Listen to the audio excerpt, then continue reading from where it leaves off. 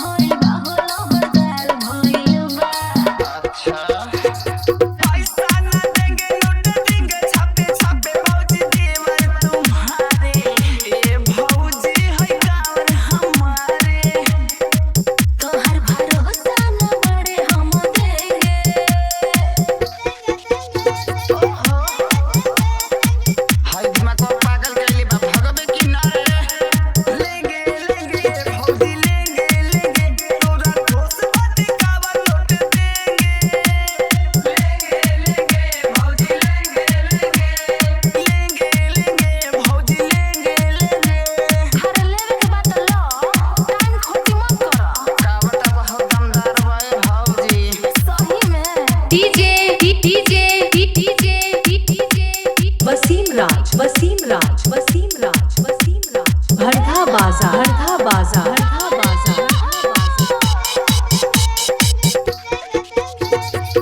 जल्दी से लहला न खत्म हो जाई हो, कम हो जाई, बड़ा कमजोर जोर बोल हो जाई हो, दम हो जाई। राजा खाली जिया लाली को बिलाली राजा बाड़ी खड़ा लेवे खातिर दोबारा।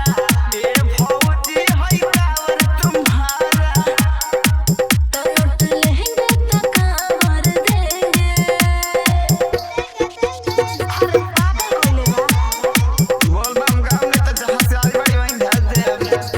लेंगे लेंगे भौजी लेंगे तोरा ठोस बाटी कावर लौट देंगे। लेंगे भौजी लेंगे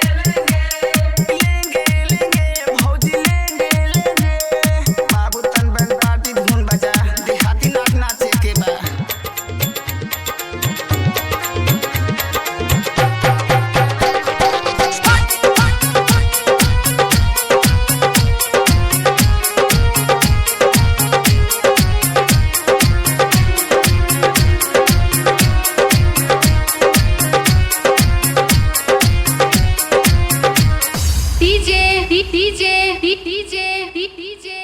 वसीम राज